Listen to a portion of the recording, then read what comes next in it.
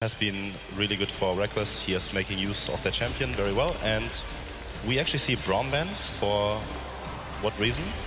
Fnatic just needs to change something. SKT is going to pull out the same bans as before, and Fnatic needs to change something. They're probably going to ban the Braum, try and get the Alistar on the first rotation, and bait SKT into maybe a Gragas first pick. That's probably what they expect. So Gragas first pick, get the Alistar. I like it. Because that means there's a good chance that we see Wolf play Bard. I think that's always a good win a championship. Well, I wouldn't be very happy against Wolf Bard after that first game performance. He had 100% kill participation. 26 kills involved in every single one of them. Another adaptation here from Fnatic. The Poppy and the Braum. So Alistar's still up. Gragas no longer a viable first pick because it's not available. But Kalista is. Oh god, are you gonna give back Kalista? I mean, I was saying something crazy, but I think that's going too far. I wouldn't recommend that. So let's take a look. If it's not going to be a Kalista, or if the last ban is Kalista. Italy is open. Alistar is open. Oh god. Oh. Ezreal is bad. Oh. Well. At least they're trying. At least they're trying. Let's give them that. Oh. Okay. So savage. So, what do you make of this, right? Kalista's left open, it's not first picked. Mithy, I know you despise this process because if it were Origin, that would have been a Kalista. Yeah, but like every team has shown different priorities. Everyone knows what the strong champs are, but some teams just think that with this champion they will actually gain more than with the other. So, or maybe they just feel like they're not really afraid of Reckless Kalista and they'd rather have Nidalee for them. I like that they went for Kalista Corki here instead of the Kalista Alistar, even though that's a super strong lane. I think it just sets up 2 winning lanes already for Fnatic, and that's what they need to do. Pressure early, snowball, skirmish, and see if they can take the game. Because mid-game, we've seen what SKT can do if you can get them comfortably there. So I like the approach. You see if SKT is actually going to steal away the Alistar in this rotation, or if they're fine playing into Kalistar. I mean, I just want to see the Z here and see the reverse matchup, but I don't think that's going to happen because I don't think SKT likes to just pick Z here, but... It's like a wake. Everybody here is like holding their flashes out. It's like we were holding like a little bit of a funeral of Fnatic's hopes. Guys, there's one more game to be played. Yeah, I mean, maybe it's like building up a spirit bomb. Everybody in Katowice is trying to give Fnatic their power. And with 3 seconds left, SKT will steal away the Nautilus from Gamsu. I actually like that a lot, because Poppy has been banned, and yeah, you just take the Nautilus away. What is Gamsu gonna play right now in the top lane? But why would you take Lucian there instead of Alistar? Why would not take the Alistar? Because they don't want to. They want to support. I think they want to support kind of pick range into a melee matchup. Maybe Alistar into Thresh, which is kind of fine, and to maybe make sure that they don't really lose the bot lane that hard with pressure-wise. Because I think Lucian Alistar, Crepo maybe loses. Hold that thought. Yeah. Okay. We're channeling it. Sometimes the crowd does the job for you. They're trying to get behind the team. But Alistar. Alistar. I know, guys. I like it, Mithy. I like it. If he's part of the crowd, he's going to get out his phone and start. So, he's going to get out his HTC phone and... if we're not surprised by the Alistar lock-in here. Gamsu on Graves, it's something that he did run yesterday, but gonna swap away at the last few seconds and bait me into it. Thresh Lee Sin. Lee Sin is just very common. Everyone plays that matchup when Nidalee's picked. We've seen it multiple times in Europe, and Spirit has been showing like really good team fighting and how the matchup should be played out. I'm gonna see like maybe he can get us like this game 1 performance again. I hope so. But Nidalee is just so oppressing if you just leave her alone. Especially Korean Nidalees. Those are scary, yeah. Well, they have the ping advantage, you know. They can practice better. That's what it boils down to, I'm sure. Well, we'll find out. There's a few seconds left on the last rotation. Mid laner and support left. Crepo, you'd mentioned a counter pick for the support. I think you rather pick Alistar into a Thresh, and then if they would have been Alistar, I think he would have actually went for the Bard. I think those are fun matchups to play in lane. Obviously, SKT can also just swap. Kalista Thresh is a super strong trade in lane. Will obviously bully an Alistar. You can go even, but you will lose the pressure. And if you lose the pressure, you lose like some invades and some jungle camps. But they have Nidalee to kind of not really lose the pressure, because Nidalee is the champion that realistically you can't really gank lanes with Nidalee. But what you do is you go to a lane poke it out or push it out with your, like, either you pressure it with your duo lane, or you gank the duo lane a bit, get a chunk on the enemy bot lane so you can farm equally. And that's what Nidalee does best without even losing in farm. On the same token, though, Nidalee kind of wants winning lanes as well, because if both lanes are pushing, she can obviously just invade. So that's maybe something that SKT was thinking about. I wonder if they're actually going to take the matchup, though. Lucian and Alistar should technically fall behind against Thresh and Kalista. You can go a little bit even if you focus more on healing. But the easier way out generally is lane swapping. Set against Corki, opposite matchup. Yeah, opposite of game one. And we mentioned it, even though Febiven got a solo kill, he was down 30-40 CS, which actually meant he was behind in overall gold. And it will be Gamsu with the Graves on top. So we have a minute before we are going to head back over to our trio of casters. Crepo, this time I want you to be the first one to predict who will win this game. I actually like Fnatic's composition more, because I think if they build a little bit tanky, stack some armor, maybe exhaust. You know what? Fnatic's going to take it. So Fnatic in game 3, Mithy. You were wrong last game. Do you think you'll be right this game? I felt the energy? I felt the energy, yeah. I just felt it. But felt the energy here in Katowice. That's 2 votes for Fnatic. Dexter? I have to make up for it for my bad prediction yesterday. So I need to go with SKT here to make up for it, yeah. Oh. I'm sorry. Yeah, Traitor. Dexter going with SKT. So we'll find out who's going to be correct and whether or not SKT will pick the cup up. This could be the game that decides it as we head over to the casters.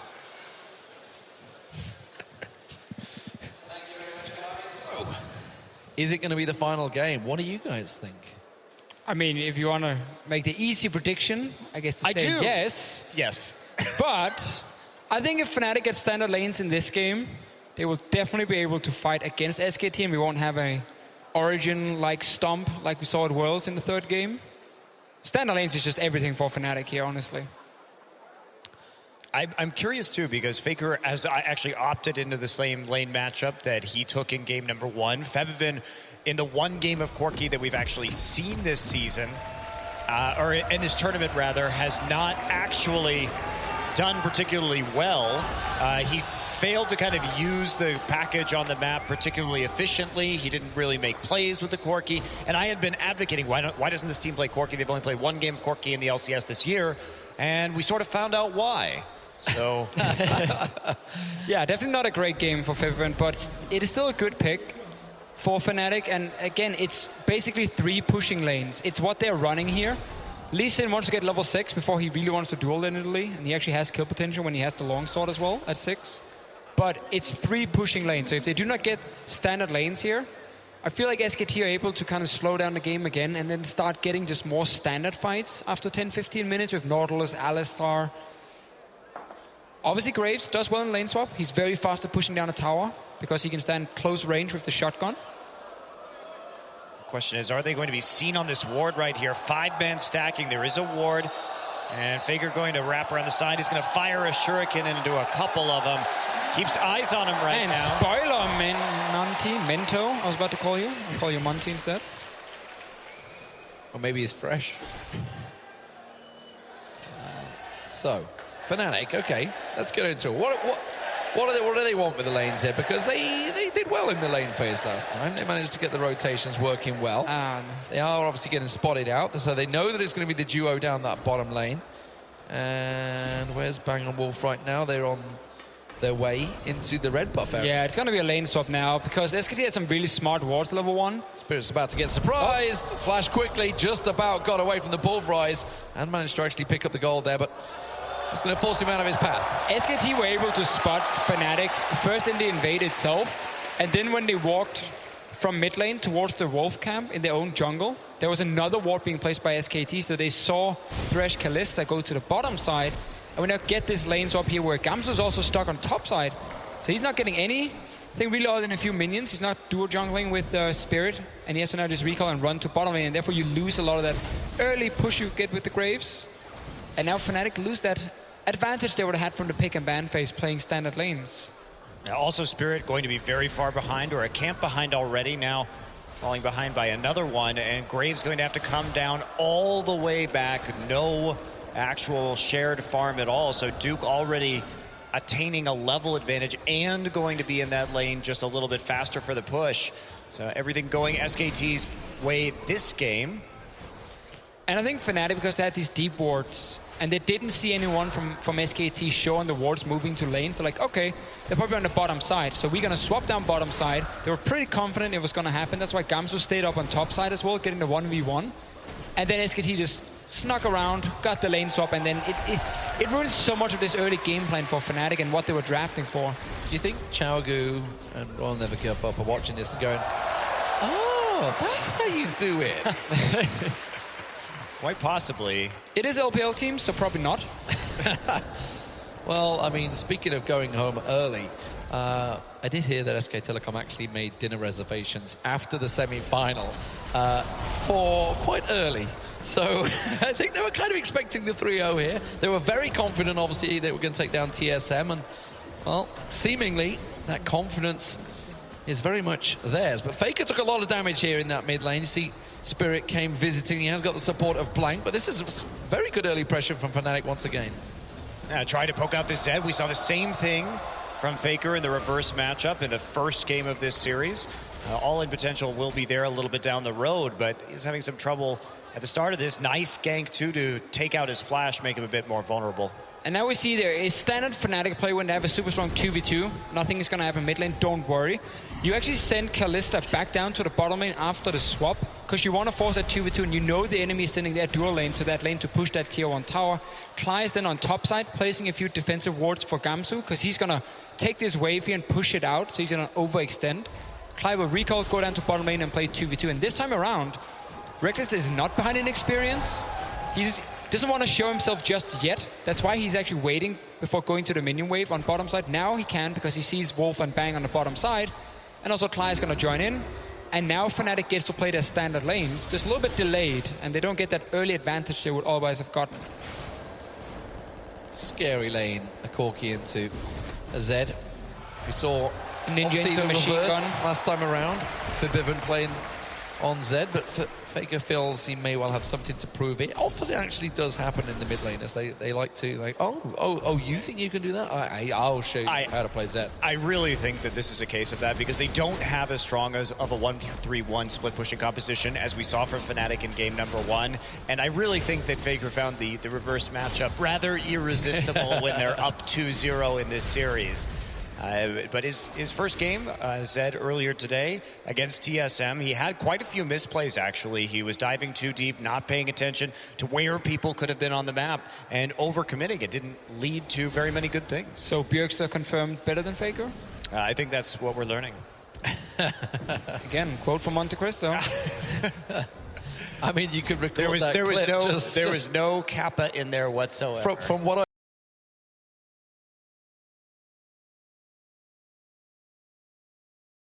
right size. I know Trevor has experienced this before as well, but I think we've all experienced that. Yes. You're like, I didn't say that. What? Wait, hang on. They just got off the second part of the sentence. Yeah, they're like piece the words together. Like, did I really say that? Wait. And you think, hang on, that's from this While your game, face is lacking when you cut them together. Yeah. But so far, so good for Fnatic. But we were saying very much the same thing at the same stage yesterday. Well, we were saying it yesterday, but Reckless, forced in, going to get pulled straight out. That was a nice recovery there, because that could have been first blood with ease there as Blank came around. Fnatic right now are using Spirit on top side to try and let Gamsu push in for this tower here. Graves will always be able to put pressure on towers in this matchup, and you're automatically going to win the 2v2 on bottom side as well. So now Fnatic has these winning side lanes. And Faker basically just has to stay even in mid and just push in that lane into tower, so Faker can never roam. Even gonna set up a dive, 3v1. Okay, let's see if it works out. Duke's gonna be the focus target. Spirit does catch up towards him. He's gonna take the tower damage first on. In comes Forbidden, nicely traded. Will be easy. Gamsu takes first blood. Faker coming though, no flash from Forbidden.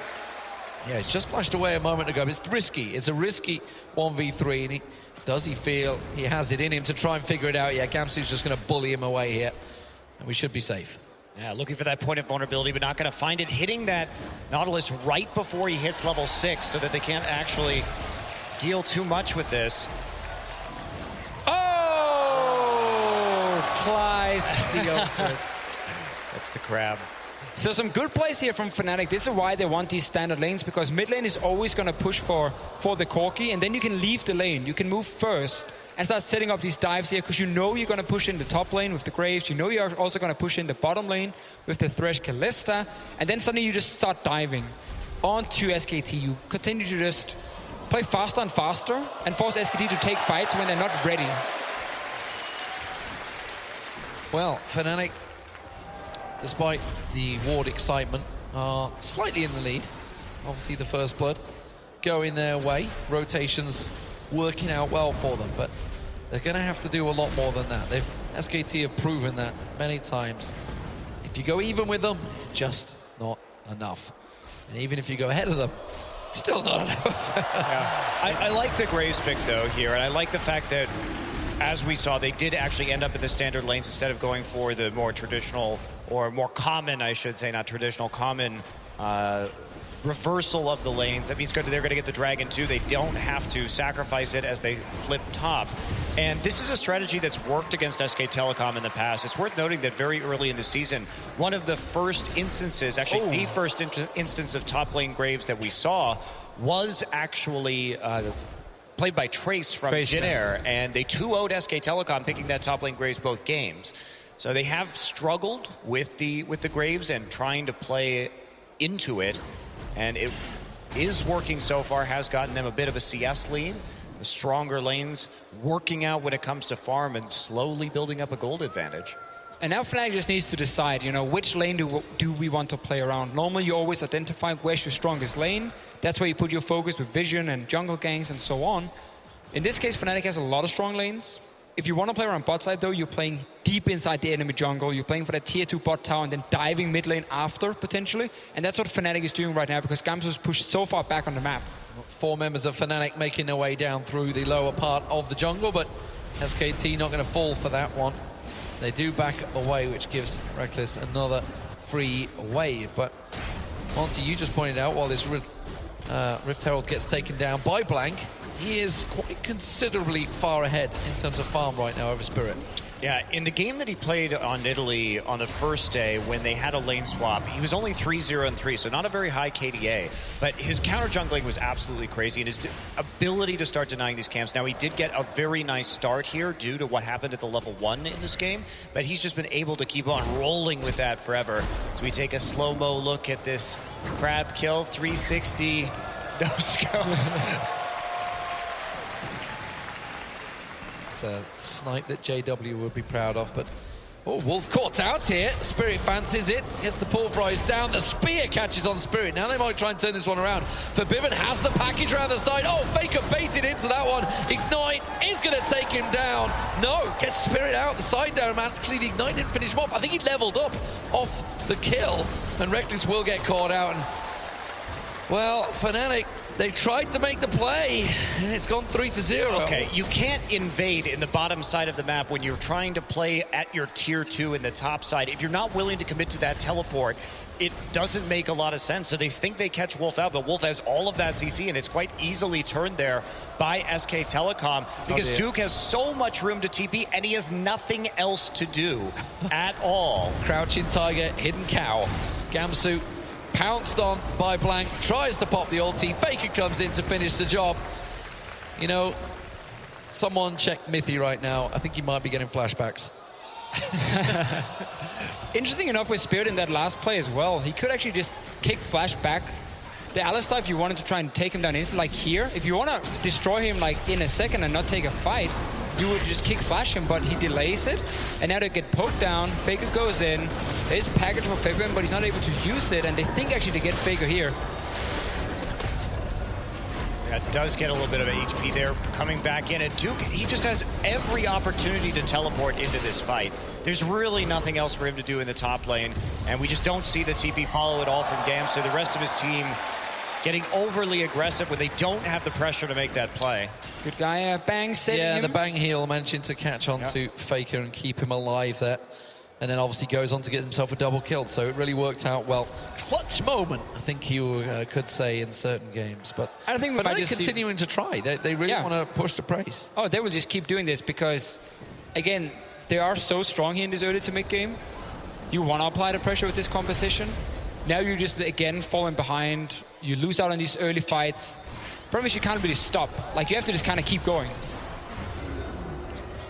Trying to siege up in the mid lane right now, but not a lot of power. There's not a lot of mana on Fevivin, so they can't deal too terribly much damage to the turret.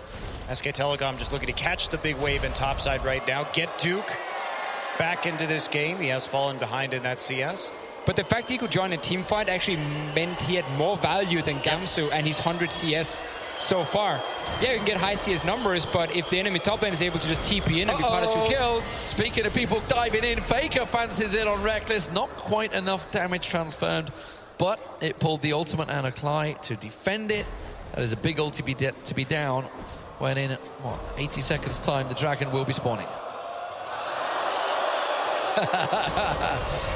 Blank just going to pop over the wall, does get kicked out.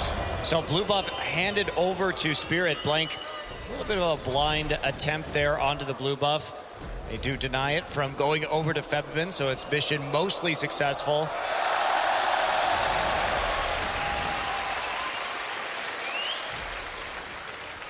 Well, okay. Bang, the focus. 3v2 down the bottom lane. You do see Wolf just thinking of making the rotation, trying to sneak around the back, but it's not going to work out. You talked about this one at the top. Gamsu, of course, has got a pretty sizable CS lead. Looking to try and make a play. Fnatic at the moment, they're hunting for just anything. Trying to steal something away, trying to get those kills, but stealing their own jungle camps. Basically all Fnatic can do at this point.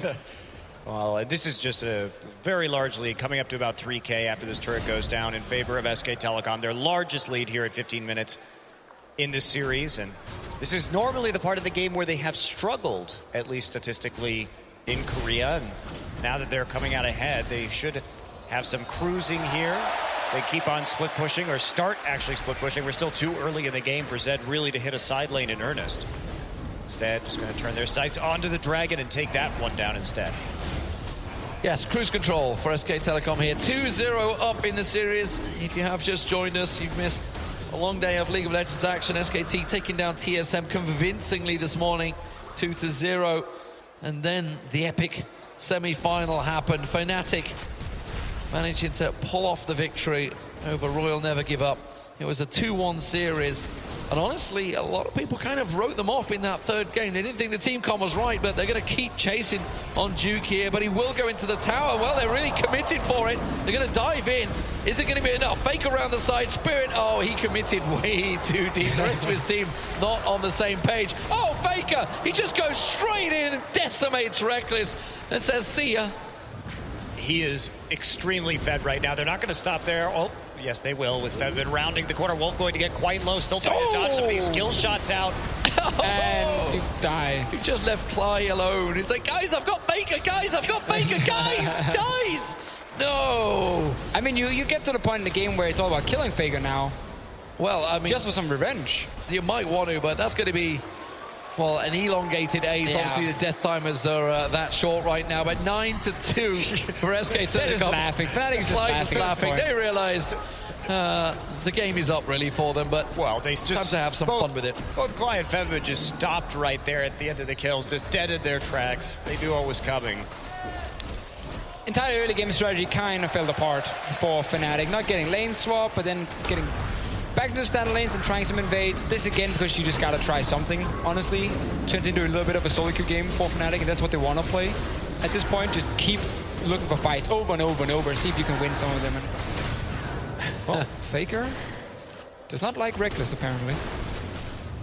I mean, in the grand strategy of things, Fnatic never really would have expected to make it to the final, I don't think. I mean, realistically, after their woes in the European LCS so far, you see Clyde just them apart. Gamsu taken down along with Fevivin as well. It was a very much expected fight turnout. They're going for it again, though, down in the bottom lane. If we can come out of the replay, they're going to try. They're literally throwing everything at Faker. Can they catch on towards him? The chase is on, and it's going to get turned around. Faker wants it. Can he get it? Spirit. Oh, there we go. It's going to go to Spirit. Gets the kill, but it took 4 of them to dive him. Totally worth. Operation Kill Faker. Everybody goes into the bottom lane, but they're going to lose a lot of farm and also perhaps a top lane tier 2 for this. So Doesn't matter. You killed Faker. That's all Fnatic cares about at this point. the Rift Herald buff on Blank going to be helping out of those minions, and they sacrificed a lot. It definitely was just a play to kill Faker right there, prevent him from going deathless in this final match. I feel like Faker has won enough by now. I mean, Do you? someone else Oh no, they got soon no has to vision. get some of these No trophies. vision. Someone's going to go blind here. Yeah, Samsung White. Is it Clyde that's going to walk in? Uh-oh, Clyde, surprise! Gets pulled Reckless out. surprise. Reckless saves the day. Now, will they try and pursue? Look at this. They've got a great little 45. pincer flank move. Gamsu blinds a lot of them, catches the ultimate across them, but unfortunately can't do a great deal else. Wolf pops the ultimate and dives straight in onto Forbidden. Forbidden taking a big chunk of damage. He pulls out. Clyde's like, guys, not again. Not like this. Duke, though. Oh, man. Are they going to just dive straight around the back of the turret? Are they that confident right Well, they're now? just going to wait right now. Faker is on his way, and they've got all the poke coming. They're all This in the bush. is getting so Hi, silly. guys. They might not know we're here. Anyway, around this one, can they get themselves a kill? There's going to be one. Reckless goes down. The second is Forbidden. And now Bang continues on through. Blank dives in the back line. He gets himself Faker's on the dead. scoreboard. Bang gets himself a double. Clyde, oh, just one little hit. That's all you want. Try throw that hook out. Bang's drawing you in. Clyde, okay. Okay, you could get a double He has the kill here, cannon. buddy. You could get a double kill. Now it's gone. Now it's gone. Yeah, oh, sidestep. wait Try and for draw it. them in. Draw them in. Oh, come on. Oh, the flay. Yeah, that's one. Nicely done. He did have Ignite. I was going to say, use the Ignite. He could try it. The cooldown on Death Sentence is got to be up in a moment. There we go. There's the flay. Dodge it, dodge it, dodge it. Work it like you make it. Anchor to the face. It's got to hurt. This game's silly, Officio. No, this is high quality macro play. You like the old turret box in at the end there? Hit the poke from both sides. I like this setup here. Comes to being a real man, and then Clyde's getting denied in his hook, and then everyone just start chasing each other. Right to the choke point. Look how Fibin is maximizing damage using Valk there when they're gonna walk through it. I'm sure that was the intent. That is a quality Corki play. And they know Faker's coming too. He's streaked It's like all the the way Jaws from the music base. started. Actually, it's the double for Bang as well. He just dives right on in there. I wonder what Bang's KDA is for this tournament. Gotta be pretty high.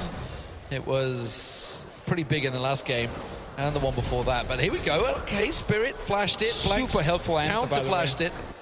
Well, it's like I'm just going to pull the numbers out of my brain. What do you think? He has a high number. It's like the beautiful mind. I'm just seeing numbers I flash past my brain. Reckless caught out once again, taken down by Bang. Just keep that stat padding going there. It's like an eco round right now. I think that's what's going on. Right? Forbidden. Oh dear, you can't even take on Duke anymore, buddy. Sad to say, Bianca will land once again. Bang is looking for another kill. He's going to come around on Spirit. Spear lands. Bang wants another kill. But Blank takes it. Blank himself has got pretty impressive KDA as well. You working it out? You adding it up? Yeah, he's got 5 maths. He's got 28 kills. I'll take your word for it. And 2 deaths coming into this series, but I don't have the stats for him from this So he series. died twice. 4-0-7. Before coming into the games against Fnatic. So, okay, yeah. 32. Oh, no, man. Okay, right. Before the first 2 games. Dying twice is kind of unacceptable. Is a feeder, that's for sure. Baron goes to SKT. They're kind of in a fun phase right now. 19-6. Informative replay coming up. Digest. Yeah. Spirit trying to make a kick flash. And then Fnatic trying to run away, and we don't even want to see that replay. No! They Surrender, ladies and gentlemen! Well, there you have it. The Intel Extreme Masters World Champions are going to be SK Telecom T1. A dominant 3-0 performance. A 22-minute surrender coming out of Fnatic, and a big smile across Faker's face because he's just got another trophy to his cabinet. I have never seen a League of Legends major international tournament end with a surrender vote before. I've never seen a team win a tournament playing so few minutes. SKT played 4 games coming into the final. The games against Team Solo Mid were 25 minutes and 29 minutes. Yeah, this one 22, of course, the surrender making it even faster, but that last push coming in was going to make that victory pretty much an inevitability. Well, I believe the 9 o'clock dinner reservations for SK Telecom could be met. They might have to whirl themselves out of the stadium, but congratulations to them. You see Fnatic, of course, smiles on their faces. They knew where it was going, but the Intel Extreme Masters World Champions are SK Telecom T1.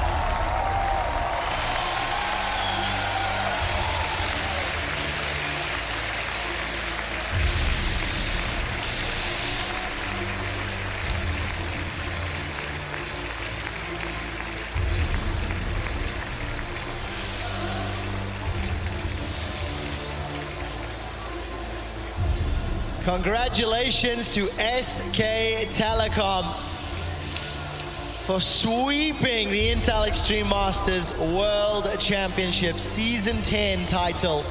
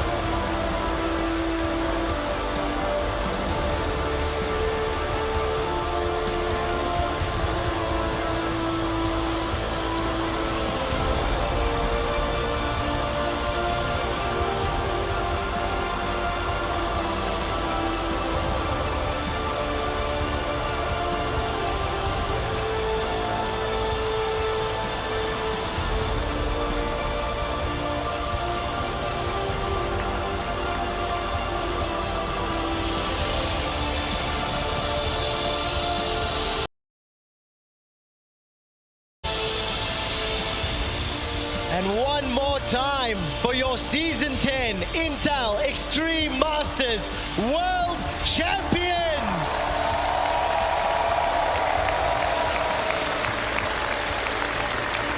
SK War. SKT. Another title, another trophy, another championship. Will we ever see a team as internationally and locally dominant as SKT? Must get boring at some point, no? I don't think so. No, that has to be the most amazing feeling in the world, though. Whenever you win like an international tournament and you can walk up and just take that cup. I don't think that ever gets old. I don't know. I wouldn't know. I wouldn't know. Tell me I wouldn't about know. it, please. I would like to know someday. I've seen another team get to hoist the cup right in front of me. That kind of hurts. Well, gentlemen, that's something Fnatic will be feeling now. You can see Fnatic and SKT set up on stage. We are about to begin the medal ceremony with Shocks. And we can see Christoph on stage. He is the managing director of ESL Poland, awarding Fnatic silver medals. They can be proud, honestly, of their run in this tournament. They played really good and they adapted so well.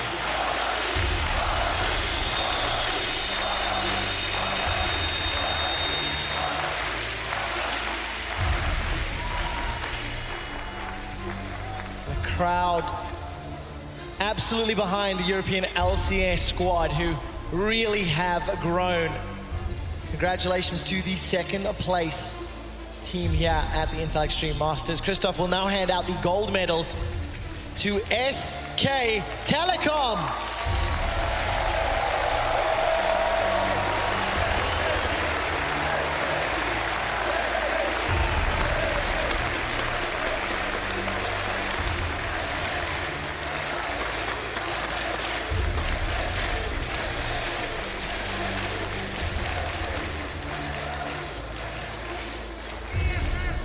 At the beginning of the tournament, Carmack stood on that stage and recounted a story of how the crowd here in Katowice cheered the winners regardless of where they were from. In Katowice, you've done it once again, cheering for SKT, the Season 10 World Champions for the Intel Extreme Masters.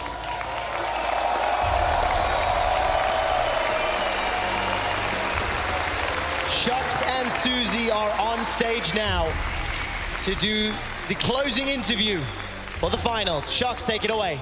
Well, actually, we do need some time to set up with Faker, so I suggest we get it back to the analyst desk for just 1 second. We don't want to catch him off guard, of course, so we want to have it prepared. I'm sure we'll get ourselves ready for that in a moment or two.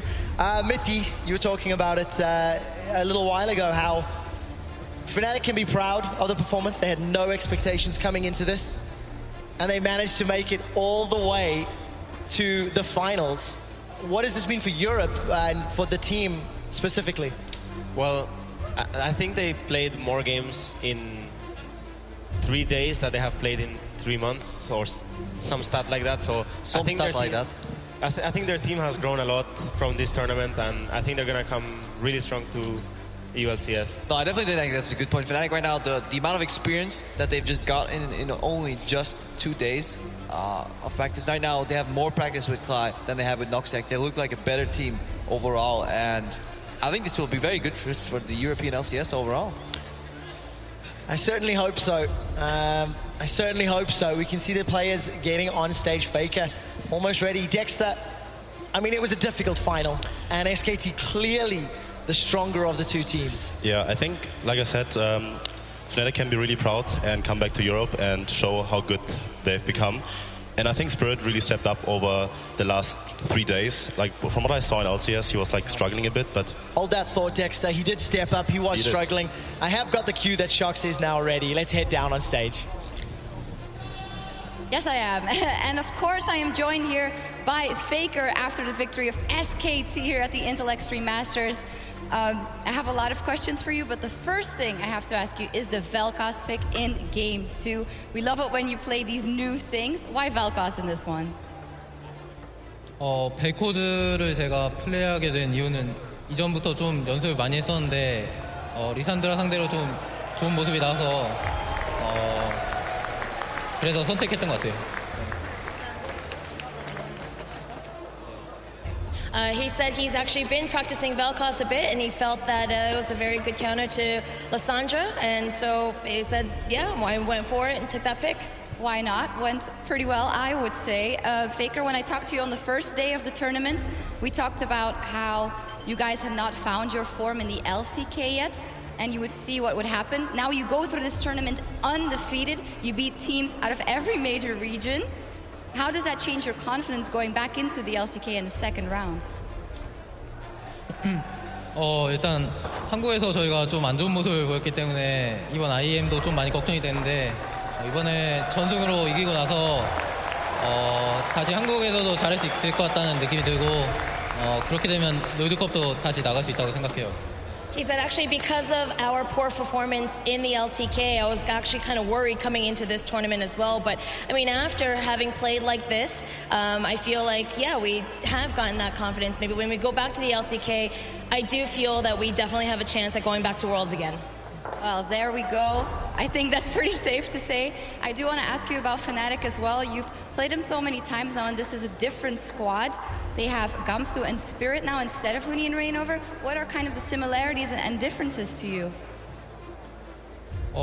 우선 제가 푸나틱을 이번에 다시 상대했을 때 그때랑 플레이 스타일이 거의 비슷하다고 느꼈고 좀 예전이랑 거의 비슷한 것 같아서 별로 차이점을 못 느낄 것 같고 좀 훈이 레인오버나 지금이나 잘하는 것 같아요. He said, actually, I feel that the play style of this team versus the other team is pretty similar. And so I didn't really feel that much of a difference. And Huni and Rainover, he feels that they are both players that are also very good. Okay, well, it definitely showed for Fnatic that they've grown throughout this tournament, as have you guys. Fantastic. Finally, I want to ask you if you want to say something to all these fans here who have been cheering for you guys as well. I'm going to let him do this one in English. 한국에서 지금 새벽까지 많이 봐주시는 팬들한테 정말 언제나 응원해 주셔서 정말로 감사드리다고 말씀드리고 싶고 또 이번에 저희가 우승해서 한국의 위상을 좀 높인 것 같아서 팬분들한테 좀 뿌듯함도 있는 것 같아요. 그리고 현재 있는 팬분들한테도 정말로 감사드리다는 말씀 드리고 싶네요. 네, 땡큐.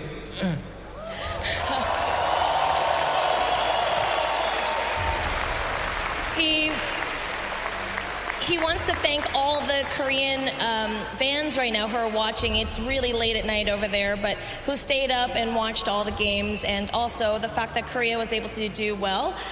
He feels very good and proud about that kind of feeling, and also he thanks you guys for coming to this arena and watching all their games, and so he says thank you.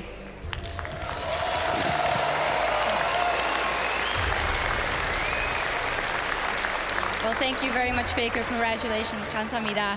Now, ladies and gentlemen, one more time for your runners-up Fnatic and your Intel Extreme Masters champions Katowice 2016 SK Telecom T1.